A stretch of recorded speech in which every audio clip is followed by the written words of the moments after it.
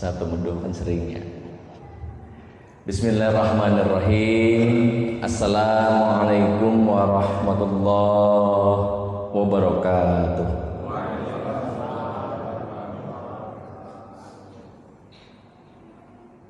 Alhamdulillah, alhamdulillahilladzi arsala rasulahu bil huda wa dinil haqq liyuzhirahu 'alad dini kullihi wa kafa billahi syahida. Asyhadu an la ilaha illallah wahdahu la syarikalah wa asyhadu anna Muhammadan abduhu wa rasuluhu la nabiyya ba'da, amma ba'd. Faqala Allah ta'ala fil Qur'anil azim wa wasdaqul qailin. A'udzu billahi minasyaitonir rajim. Bismillahirrahmanirrahim. Wa id ta'adzana rabbukum la in syakartum la azidannakum wa la in kafartum inna adzabi lasyadid. Wa fi ayati ukhra qala Allah ta'ala wa may yashkur fa innama yashkuru li nafsi.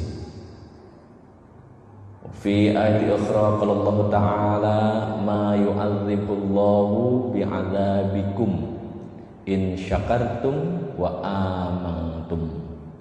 Sadaqallahul azim. Bapak dan ibu-ibu as-shaimin was-shaimat jamaah Masjid Al-Barokah yang senantiasa kita diberkahi dan dirahmati oleh Allah Subhanahu wa taala, adalah menjadi sebuah kewajiban bagi kita semua di kesempatan subuh hari ini khususnya untuk senantiasa kita memperbaharui kembali akan makna dan wujud syukur kita kepada Allah Subhanahu wa taala, yang oleh karena anugerah dan kenikmatannya jualah kita kembali bisa datang ke tempat yang penuh dengan keberkahan ini dalam kerangka kita silaturahmi dan juga thalabul ilmi. Mudah-mudahan niat tulus dan keikhlasan Bapak dan Ibu serta jamaah semua datang ke tempat ini senantiasa mendapatkan ridho dan berkah dari Allah Subhanahu wa taala, dan pada akhirnya menghantarkan akhir hayat kehidupan kita pada posisi dan kondisi yang jadi harapan kita bersama, harapan kita semua, akhir hidup kita husnul khotimah. Amin amin ya Allah ya rabbal alamin. Salawat dan salam semoga juga tercurah pada junjungan kita Nabi Allah Muhammad Rasulullah sallallahu alaihi wasallam. Semoga tercurah kepada keluarganya, kepada para sahabatnya, dan kepada kita selaku umat dan pengikutnya yang masih taat dan turut mengikuti ajaran dan sunnah-sunnahnya hingga yaumil qiyamah. Bapak Ibu yang sangat saya hormati, mungkin di beberapa kesempatan yang lalu, entah di tanggal berapa dan tahun berapa begitu, di tempat ini ada pernah saya, kalau bahasa Betawi atau bahasa anak muda sekarang mah agak julid gitu katanya. Julid itu apa ya? Bawaannya mungkin rese aja. Hayu pengen nilai orang lain. Termasuk mobil khusus tentang keburukannya, tentang kesalahannya, tentang kekeliruannya. Tetapi dengan niatan untuk kita bisa mendapatkan dan atau bisa menempatkan pada posisi kita punya pemahaman yang sama, pemahaman yang insya Allah masuk ke dalam kategori pemahaman yang benar, termasuk dari sisi grammar atau tata bahasanya, maka kemudian di setiap kali kita menjawab salam, hendaklah kemudian kita mencoba agak merubah tata cara, baris dan atau harokat pada kalimat salam yang kita lafalkan sebagai bentuk jawaban terhadap salam yang orang lain sampaikan kepada kita. Tiada lain bahwa ketepatan dalam berbahasa, termasuk dalam bahasa Arab penjawab salam tadi, dilakukan dalam upaya untuk kemudian kita benar-benar ada jaminan mendapatkan apapun akan segala kebaikan yang tersimpan di balik jawaban atau kalimat salam tersebut. Jadi kalau dikatakan assalamu alaikum warahmatullahi wabarakatuh, maka jawablah dengan waalaikumsalam warahmatullahi wabarakatuh, bukan waalaikumsalam warahmatullahi wabarakatuh.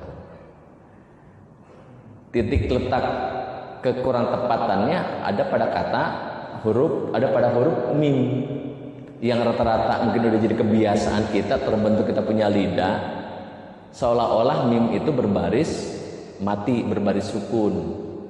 Sesungguhnya dia harus kita kasih baris doma, bukan waalaikumsalam tapi waalaikumussalam. Bapak dan Ibu coba perhatikan pada kalimat waalaikumsalam itu kan assalamnya kan ada alif lamnya, bukan hanya sekedar sin, lam, alif dan lam salam, tapi assalam. Tidak akan pernah mungkin alif lam itu dalam konteks ilmu tajwid berfungsi kecuali pasti kalau enggak alif lam samsiyah ya alif lam samsiyah ya alif lam komariah. Kalau dia tidak dibaca lamnya menjadi L, ya kemudian ditabrak langsung masuk kepada huruf setelah alif lam itu. Kalau waalaikumsalam kebayang sama kita nggak mungkin ada alif lam di situ. Tapi kan ada, kalau memang ada kenapa nggak difungsikan dia sebagai alif lam samsiyah? Kan rata-rata pasti tulisannya ada alif lam di situ.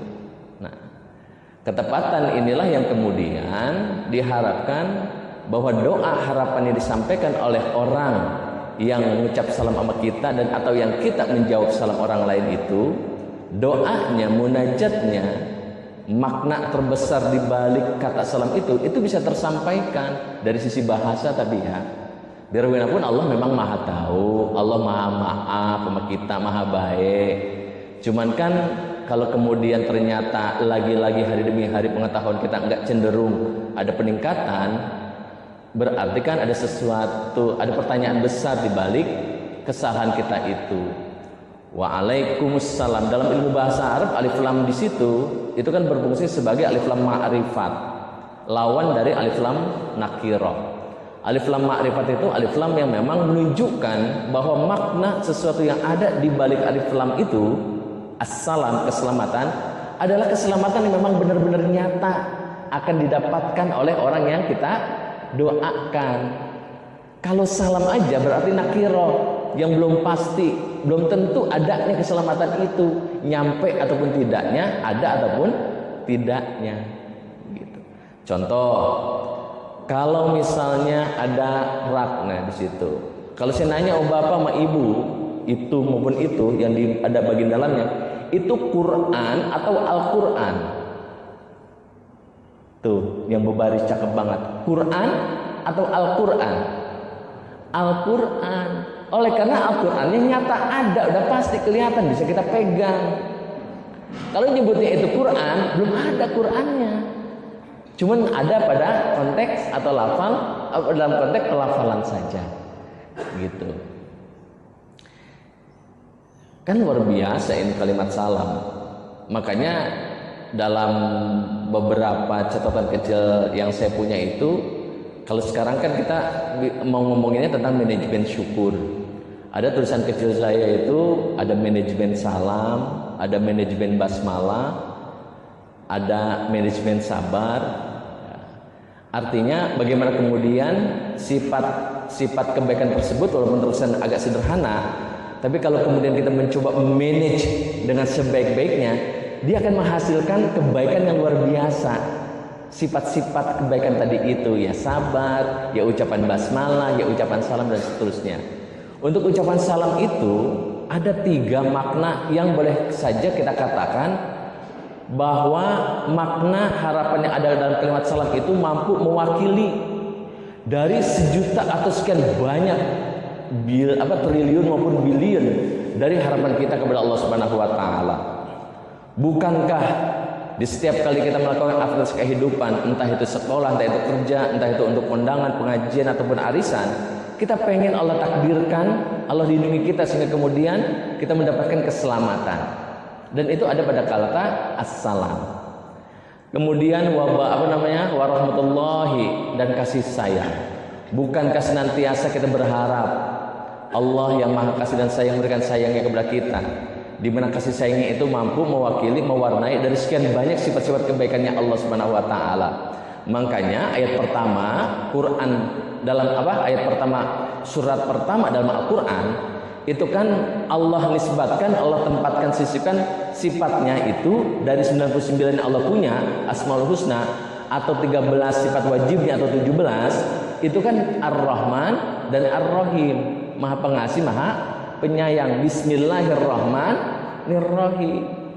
Jadi kasih sayangnya Allah Ar-Rahman Ar-Rahimnya itu menunjukkan kepada kita betapa bahwa sifat inilah yang harus kita dahulukan untuk kemudian mewarnai sifat-sifat yang lainnya, termasuk sifat kebaikan apapun yang kita lakukan, termasuk mungkin keburukan atau sesuatu yang sifat negatif. Itu hendaknya bungkusannya, niatan awal keberangkatannya adalah karena kasih dan sayang. Makanya kalau bapak dan ibu misalnya ngejewer anak oleh karena udah mepet bahasa Betawinya begitu, dibilangin hayu kagak mau berubah juga, tuman udah jadi kelakuan. Lalu kemudian bapak sebagai orang atau sebagai manusia biasa muncul agak naik sedikit tensinya, kemudian ngejewer. Bapak katakan apa? Nah, mohon kau sadari, kau pahami, jewernya bapak atas telingamu ini bukan karena bapak semata-mata marah dan emosi kepada kamu, tapi karena memang bapak sayang sama kamu. Baru kemudian bapak jewer, bapak ucap dulu gitu, baru kemudian bapak jewer tuh anak. Insya Allah dia ngerti. Ketika bapak jewer telinga kanan, dia akan ngasih telinga kiri, insya Allah, kalau memang dia mengerti terhadap perbuatan yang kita lakukan itu. Bukan karena bapak marah semata-mata emosi sama kamu sehingga bapak jewer telinga kamu punya, tapi bapak sayang dan ambil perbuatan kesalahan kamu ini, kamu ulangi lagi ke depannya. Yang malu di kamu, malu juga di bapak sebagai orang tuamu. Mau ditaruh di mana muka bapak ini? Dalam kalimat yang bapak ucapkan di situ itu luar biasa. Bapak nyebutnya apa di situ? Muka, bukan tangan, bukan perut, bukan kaki. Ini menunjukkan bahwa muka memang lambang kehormatan. Bapak kan ngomongnya gini, mau taruh di mana muka bapak? Nak malu sama tetangga, ya kan? Itu di hadapan manusia dalam konteks matematik dunia. Tapi ketahuilah oleh kita semua, apa yang kita anggap sebagai sebuah kemuliaan, simbol kehormatan muka ini, tapi giliran kita menghadap Allah, kita bertemu Allah, adanya di mana? Ketika kita sujud, muka adanya di mana? Di tanah, di bawah, lebih tinggi lebih tinggi pantat, PANTAT. Padahal pantat itu kan simbol keburukan atau simbol kejelekan. Tapi giliran di hadapan Allah nggak ada apa-apanya kehormatan kita. Kecuali Allah katakan dalam salah satu dalil agama kita, inna akramakum indallahi atqakum, atau innallaha la yanzuru innallaha la yanzuru ila aswarikum wala ila ajsamikum walakin yanzuru fi sudurikum wa huwa atqakum. Allah enggak melihat apapun tampilan fisik kita kecuali ketakwaan kita. Lalu kemudian makna yang ketiga dari salam tadi, wa barakatuh, keberkahan. Kan bapak ibu sering ngucap, nggak apa-apa dana punya duit 2 miliar juga yang penting berkah, daripada duit 2.000 nggak berkah ya pak ya. Iya. Akhirnya kan keberkahan yang dituju, bukan kepada nilai ataupun jumlahnya. Jadi ternyata memang keseluruhan dari apa yang kita pinta, entah itu gaji kita, entah itu mobil kita, entah itu bahkan kehidupan kita mah nggak mau kejebak sama jumlah ataupun nilai matematik dunianya. Yang penting mah ada nilai keberkahannya. Dan keberkahan itu sederhananya adalah ketika kita memiliki sesuatu kenikmatan itu akan kemudian membawa kita mampu menambah kebaikan kita. Itu namanya keberkahan. Jadi berapapun nilai uang yang kita punya, harta yang kita punya, selama memang dia mampu mendongkrak kebaikan kita dengan jumlah karunia yang kita punya, itulah keberkahan. Ada orang jumlah uangnya banyak tapi ternyata nggak mampu membuat bahagia, tidurnya menyenyak, tapi ternyata kalah tidur nyenyaknya dengan orang-orang yang memang berada di bawah strategi ekonomi dia. Berarti kan dari keberkahannya dipertanyakan. Bapak dan Ibu yang saya hormati, manajemen syukur sebagai sesuatu yang mungkin hari ini atau selama ini sering kita katakan, sering kita dengar, sering kita kaji, sering kita bahas. Tetapi mungkin rasa syukur yang kemudian kita coba tunjukkan di hadapan Allah Subhanahu wa taala oleh karena mungkin tata cara mengelolanya, memanagenya agak kurang rapi, lalu kemudian gak terlalu nampak terasa dampak kedahsyatannya dalam kaitan mendongkrak kemuliaan, kebahagiaan kita dalam hidup kita. Manajemen syukur itu kan berarti mengelola. Yang kita kelola itu kalau kita bicara syukur, yang pertama rasanya, rasa syukur kita. Yang kedua sikapnya, sikap syukur kita. Kalau rasa syukur mungkin gampang, dengan kemudian kita katakan alhamdulillah. Lalu kemudian kita mencoba berusaha, hati kita tenang terhadap kenikmatan seberapapun yang kita miliki. Itu konteksnya baru rasa. Tapi ada kemudian orang yang belum mencoba mengestafetakan rasa itu ke dalam sikap. Ke dalam sikap berarti rasa puas, qanaah, ngerasa cukup terhadap apa yang dimiliki, lalu kemudian mampu diejawantahkan dalam konteks praktek kehidupan. Misalnya dengan memberi, kemudian melakukan dan atau mengeksekusi kenikmatan yang dia punya untuk kemudian dia pindah tangankan, untuk kemudian dimiliki, dikuasai oleh orang lain, sehingga orang lain pun mampu mengambil kemanfaatan yang sama dari dari kenikmatan yang kita punya. Kenikmatan yang kita punya, yang kita miliki, itu kan ada yang kita terima, ada juga yang kita pinta. Jadi kenapa kemudian kita harus bersyukur kepada Allah? Kalau memang kita mau jujur menyadari kelemahan diri kita, ada mungkin dan atau bahkan ada ternyata kenikmatan-kenikmatan yang kita miliki, yang kita terima itu bukan karena kita pinta, tapi karena memang Allah kasih kemudian kita terima. Maka kepada kenikmatan-kenikmatan yang mungkin enggak kita minta tapi tetap Allah kasih dan kemudian kita terima, disinilah sesungguhnya menjadi alasan mendasar untuk kemudian kita harus bersyukur, berterima kasih terhadap kenikmatan itu. Walaupun bisa jadi kenikmatan yang kita terima memang bukan kita yang minta, tetapi oleh karena orang tua kita dalam keheningan malam dia sholat tahajud, dalam sujud tersungkurnya, kemudian kita punya orang tua, kita bahkan mungkin kita punya anak, berdoa kepada Allah, ya Allah ya Rabbana, kepadamu kami mengabdi, kepadamu kami menyembah dan memohon pertolongan. Kumohon kepadamu ya Allah, tolonglah kedua orang tuaku dalam mencari ma'isyah kehidupan untuk nafkah kami sekeluarga. Berikan kesehatan dan lancar usaha bagi kedua orang tuaku ya Allah. Mungkin orang lain, entah itu siapa, mungkin berdoa untuk kita, sehingga kesehatan yang kita hari ini rasakan, walaupun secara lisan bukan kita yang meminta, tetapi kemudian gara-gara permintaan orang lain untuk kita tujuannya, lalu kemudian kita terima kesehatan ini untuk kita nikmati. Maka syukuri maka syukurilah kenikmatan kesehatan yang kita miliki tersebut. Bahkan kata bersabar sebagai bagian dari sifat kebaikan, kan sifat husnuzon, sifat akhlak mahmudah, sifat terpuji, itu kan banyak kan, ada jujur, siddiq, ada amanah menyampaikan, ada ada kemudian syukur termasuk yang sedang kita bicarakan, ada juga sabar.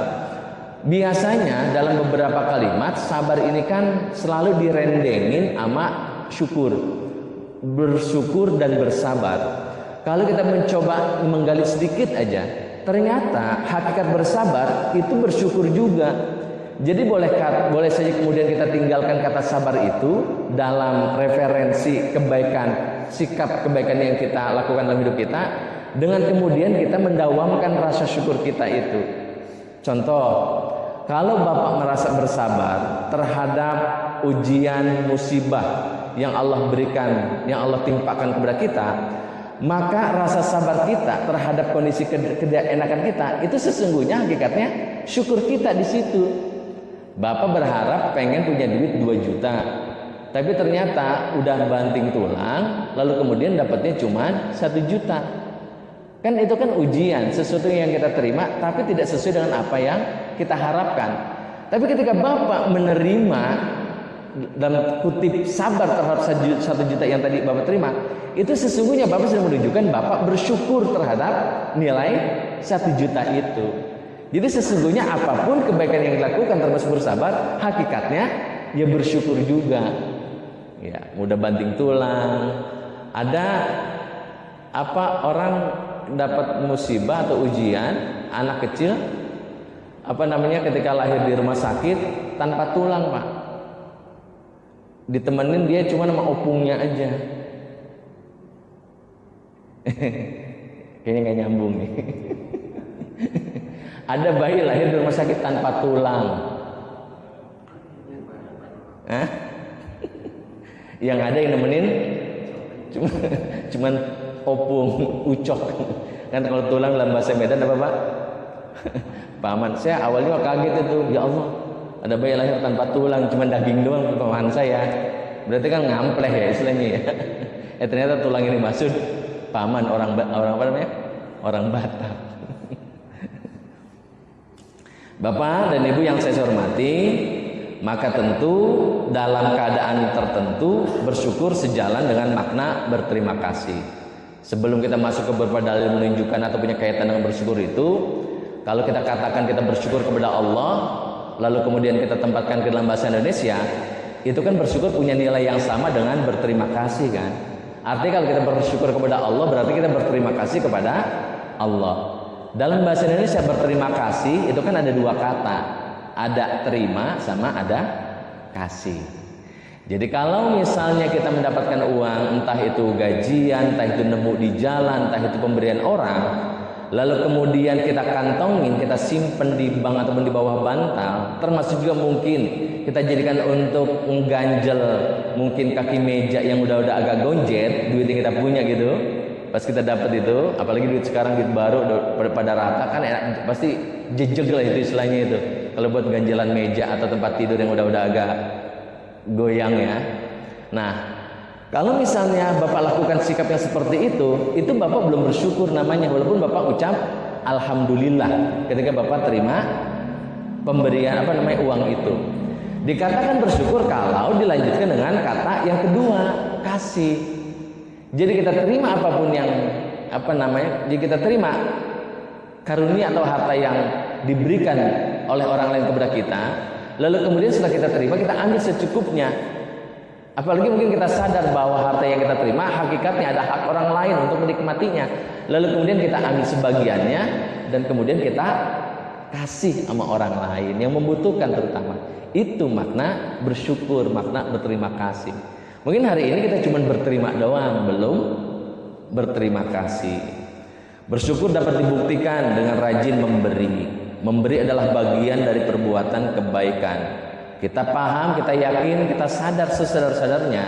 Kalau kita hari ini memahami bahwa memberi, ngasih adalah bagian dari perbuatan kebaikan, maka rumusnya dalam agama kita tidak akan pernah kebaikan yang dilakukan oleh seseorang kecuali pasti kebaikan itu kembali kepada orang yang melakukannya. Jadi hakikatnya kebaikan dengan Bapak memberi orang lain itu hakikatnya Bapak sedang memberi sesuatu itu untuk diri Bapak sendiri. Bukankah Allah Subhanahu wa taala dalam salah satu ayat berfirman, in ahsantum li anfusikum. In, jika ahsantum engkau berbuat baik, ahsantum li anfusikum, sesungguhnya kebaikan yang kau lakukan itu anfusakum, untuk dirimu sendiri. Di dalam Quran surat Al-Zalzalah misalnya Allah berfirman, faman ya'mal mithqala dzarratin khairan yarah wa may ya'mal mithqala dzarratin syarran yarah. Di dalam Quran surat Al-Baqarah di ayat 286 ya, ayat terakhir ya.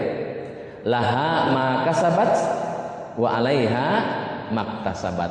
Setiap kebaikan yang kau lakukan, maka sesungguhnya kebaikan itu untukmu, dan setiap keburukan yang kau lakukan, maka sesungguhnya keburukan itu juga untukmu. Artinya apapun yang kita lakukan, sesuatu yang kita lakukan itu akan kembali kepada kita.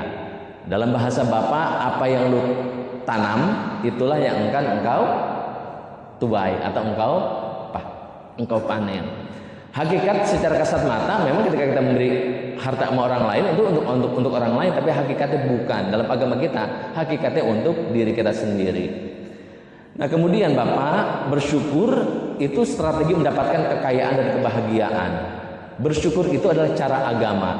Hari ini atau sampai hari ini mungkin gak sedikit dari orang dan bahkan mungkin termasuk kita, di saat kita mencoba mencari kekayaan, kebahagiaan, kebaikan, itu kita baru mentok terbatas dan atau terpenjara dengan hanya menggunakan cara dunia. Padahal sebagai orang yang beriman, kita agama Islam, kita beragama Islam, itu ada begitu banyak sesuatu yang kita bisa dapatkan dengan tidak hanya kita menggunakan cara dunia, tapi dengan kemudian kita mencoba melakukan cara-cara agama. Bersyukur itu bagian dari cara agama untuk kita mendapatkan kekayaan dan kebahagiaan. Selain memang bekerja sebagai contoh dari cara dunia. Orang pengen kaya, itu kan mindsetnya bagaimana kemudian akhir bulan ini gue dapat 2 juta. 2 juta yang gue punya buat ini, buat ini, buat ini.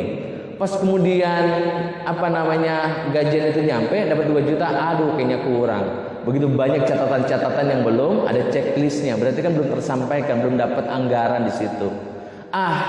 Pengen menuhin kudu nunggu 30 hari lagi, kudu nunggu sebulan lagi. Itu cara dunia.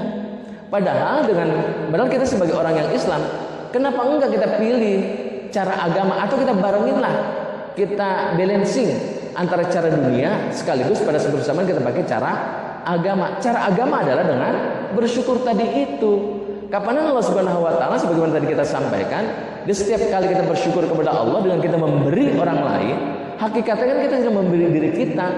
Ini butuh keyakinan, butuh kesadaran dalam diri kita. Kan begitu banyak orang yang istilahnya nggak bekerja tapi kehidupannya enak-enak aja, rezekinya nggak putus walaupun jumlahnya nggak banyak, kesehatannya senantiasa terjaga. Mungkin itu oleh karena dia sedang menggunakan cara agama dengan bersyukur, sehingga kemudian kenikmatan-kenikmatan yang sifatnya dunia itu juga dia bisa dapatkan dengan cara agama tadi itu. Jadi jangan pernah terjebak kemudian kita hanya dengan menggunakan cara atau pola dunia saja. Kemudian peliharalah hidupmu dan dengan engkau menumbuhkan kemuliaanmu. Ibarat istilah kata petani, nanam pun alpukat ijan petani. Bapak-bapak aja dah. Bapak-bapak nanam pun alpukat. Entah itu alpukat mentega, entah itu alpukat coklat, entah itu alpukat mesis, entah itu alpukat stroberi, entah itu alpukat balado, dan seterusnya. Pasti Bapak akan memelihara kalau Bapak ingin mendapatkan hasil dari pun alpukat yang Bapak tanam. Cara Bapak melihara pun alpukat tersebut, selain memang Bapak menjaganya, kemudian Bapak menyiraminya, sekaligus kemudian Bapak melindunginya. Orang menjaga nggak cukup kalau nggak dia siram pun alpukat itu, kan butuh minum juga pun alpukat. Kemudian udah dijaga, udah disiram, nggak cukup juga kalau nggak dilindungi. Misalnya dengan ngasih pagar. Hidup kita kalau memang kita punya keinginan sama untuk kita lindungi, biar muncul nilai-nilai kebaikan kita, cara nanamnya, cara menyiramnya, cara menjaganya adalah dengan senantiasa memberikan kebaikan-kebaikan dalam hidup kita. Jadi sedekah pemberian yang kita berikan kepada orang lain itu ibarat kita sedang menyirami pepohonan yang kita cintai, yang kita harapkan ada pembuahannya. Kita pengen kehidupan kita bukan kehidupan yang hanya sekedar berjalan, kehidupan yang nggak punya makna, nggak ada artinya. Untuk apa juga kita hidup kalau ternyata nilai hidup kita seperti bangkai yang berjalan, disebut mati tapi bisa bergerak, disebut hidup tapi nggak punya makna, nggak ada arti yang ngapain juga. Istilah kata nggak bisa ngebahagiain orang, ya juga jangan, kalau memang nggak bisa ngebahagiain orang, ya jangan ngebebanin orang, kan kira-kira begitu rumusnya sesungguhnya, ya kan? Nah kemudian beberapa analogi dalam kaitan bagaimana ternyata di saat kita ingin mendapatkan sesuatu itu nggak harus kita mengejar, tapi lakukanlah dengan cara memberi. Misal ada ayam, udah nggak punya ayam, nggak ada lahan buat kandang, atau nyari bambunya susah, pakai bajaringan sekarang mah ya. Tetangga marah-marah, ya nggak pernah dibagi sih. Ayam Bapak pengen makan daging ayam. Ayamnya masih hidup, ogah beli di pasar. Karena mungkin bapak ragu dengan kualitas penyembelihannya, mungkin begitu. Mendingan gue melihara dah, atau 2 mah, maksudnya atau 2 truk gitu, bapak pelihara. Nah kemudian bapak pengen makan daging ayam nih, bapak langsung makan apa bapak tangkap dulu? Tangkap dulu, nggak mungkin langsung dimakan kan? Nggak mungkin langsung dimakan. Bapak bisa melakukan proses penangkapan ayam tadi itu dengan berbagai macam cara. Bisa dengan bapak uber tuh ayam, kemana dilari bapak ikutin. Entah itu sampai ke pedak, entah itu sampai ke jalur, uber aja, berik istilah kata ya, berik. Itu cara pertama. Capek nggak? Capek. Bapak bisa gunakan cara kedua, cara yang tetap hasilnya sama, bapak dapatkan tuh ayam, tapi bapak nggak capek. Caranya gimana? Kasih umpan, misalnya bapak ada punya sisa beras 2 karung di pangkeng ya pak ya, di pangkeng, keluarin 2 karung beras itu, tabur di depan rumah. Kelihatan kan ayamnya tuh, tabur aja depan bapak nongkrong aja, ngejogrok gitu istilah kata. Taburin itu, kemudian bapak panggil, be gitu kan. Cara manggil ayam gimana sih? Iya, ker, nah, gitu kan. Bapak panggil tuh ayam. Kalau misalnya namanya ya panggil namanya. Dengan sendiri kalau tuh ayam ngelihat terutama siapa namanya si beras yang bapak taburin, dia akan nyamperin bapak. Kalau ngeliat bapak sih mungkin kayaknya dia kagak mau tuh ayam, nggak tertarik sama bapak. Dia tertarik sama beras yang bapak taburin, dia pasti akan datang gitu. Ketika dia datang, dia sibuk makan, bapak tinggal tangkap, pegang palanya, jangan buntutnya. Ya, palanya pegang. Karena kalau pala ayam yang dipegang, insya Allah dia nggak akan bisa berontak. Makanya rumus bagi bujangan kalau memang mau mendapatkan perawan, itu pegang palanya tuh perawan, gadis yang adik-adik mau incer. Maksudnya jangan pegang anaknya, pegang bapaknya.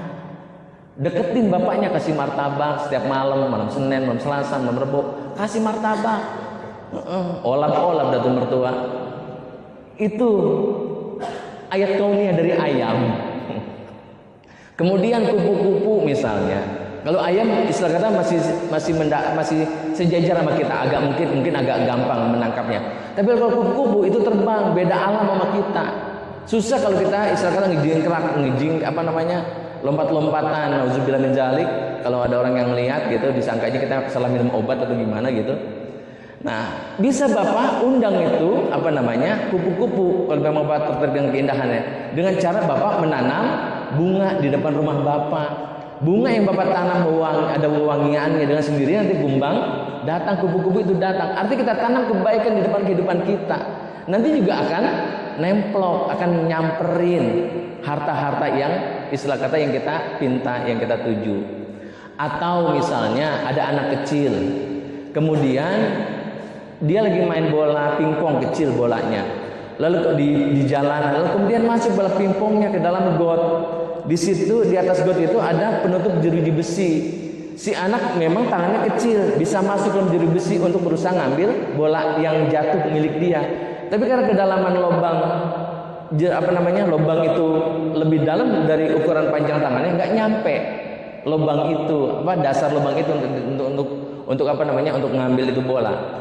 Datang guru kehidupan, kenapa nak kau menangis, kata guru kehidupan. Si anak menjawab, ini hartaku berupa bola terlepas dari genggaman tanganku, ingin aku mendapatkan kembali. Oh susah ya nak, kata si guru kehidupan. Guru kehidupan kemudian mengatakan, dicoba dengan tangannya lebih besar guru kehidupan, orang dewasa, nggak muat. Akhirnya guru kehidupan bilang, nyuruh sama si anak, di rumah lu punya air nggak?